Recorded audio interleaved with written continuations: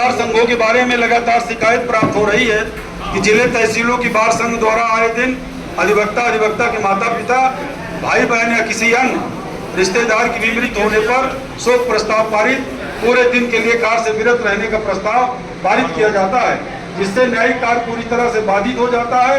माननीय उच्च न्यायालय में किसी अधिवक्ता की मृत्यु होती है तो शोक सभा का आरंभ 3:30 पर किया जाता है, ताकि न्यायिक कार्य में कोई बाधा उत्पन्न न हो। अतः उपरोक्त परिस्थितियों में दृष्टिगत रखते हुए सर्वसम्मत से ये निश्चय किया जाता है कि जिले की तहसीलों की प्रत्येक बार संघ को इस आशय से निर्देशित किया जाए कि संबंधित जिले की तहसील की किसी अधिवक्ता की मृत्यु होने पर ही अपराह्न 3:30 बजे शोक प्रस्ताव पारित किया जाए। तो मैं आप लोगों से यह विचारणीय प्रश्न है कि हम जिनको चुनकर भेजते हैं उन्होंने सर्वसम्मत से पास करके भेजा हुआ है, और जिसको हाई कोर्ट ने कोर्ट किया है, इस पर विचार होने की आवश्यकता है। इस पर विचार होने की आवश्यकता है।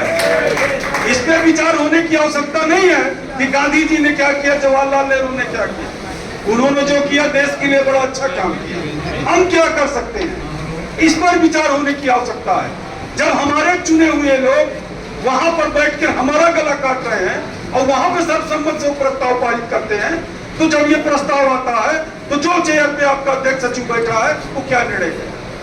मेरे यहाँ सोमवार को एक सीनियर अधिवक्ता की मृत्यु हो गई। मैंने अपनी परंपरा के अनुसार 11 बजे मीटिंग बुलाई, कंडोलेंस करनी। जनपद न्यायाधीश ने मुझे बुलाया, अध्यक्ष जी को और महामंत्री जी। जनपद न्यायाधीश ने हमसे कहा कि आपके खिलाफ कंटेम्प्ट हो जाएगा। हमने कहा कौन सी सरकारी नौकरी करने जा रहे हैं?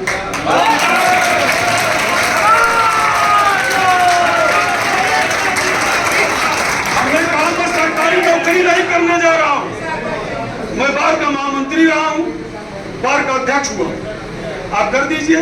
नैनी में लोग सेब लेके आएंगे, खाएंगे, इसे हंस के कहें जज साहब सामने कि नैनी में जेल में रहेंगे, लोग सेब लेके आएंगे, खाएंगे। और देर सवेर तमाम साथी अधिवक्ता हाई कोर्ट सुप्रीम कोर्ट में बैठे हैं और तमाम माननीय भी हमारे बीच से ही गए हैं, जो वहां बैठने के बाद भूल गए, तो वो छोड़ देंगे हमको। मेरे लिए तो बड़ी स्थिति खराब हो गई, मैं अब क्या लिख के भेजूं। हमने कहा ये आपकी मर्जी है, लेकिन पूरे सिविल कोर्ट में अगर किसी न्यायाधीश कोई बैठा और कोई काम हुआ तो मुझसे बुरा कोई नहीं।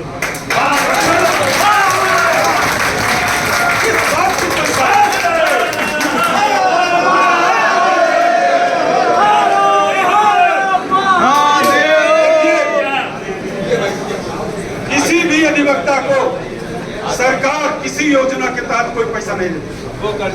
हमको मेडिकल नहीं देती, हमको यात्रा भत्ता नहीं देती, हमारे बच्चों को पढ़ाई के लिए नहीं देती। हमारे लिए उसके पास कोई योजनाएं नहीं है। केवल वो मेरे लिए आदेश पारित करेंगे, मैं मानने के लिए कतई बात नहीं, वो चाहे जो भी करेंगे। और एक चीज इस सभा के माध्यम से मैं कहना चाहता हूँ कि जितने भी अध्यक्ष सचिव आए हुए हैं वो अपने जिले में जाए और कंडोलेंस हो तो जो टाइम है उसी पे कंडोलेंस करें। कर दे जितना कंटेंट करना हो, 10, 20, 30 कंडोलेंस तो हर जिले में रोज हो रही है।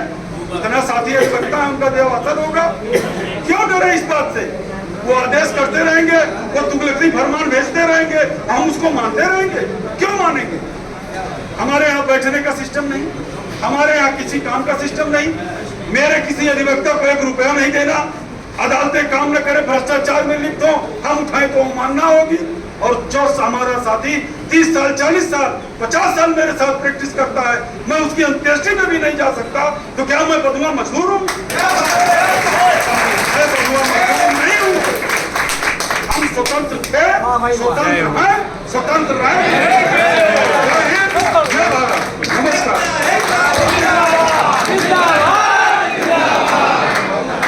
धन्यवाद जी। वक्ताओं की अगली कड़ी में श्री अजय उपाध्याय जी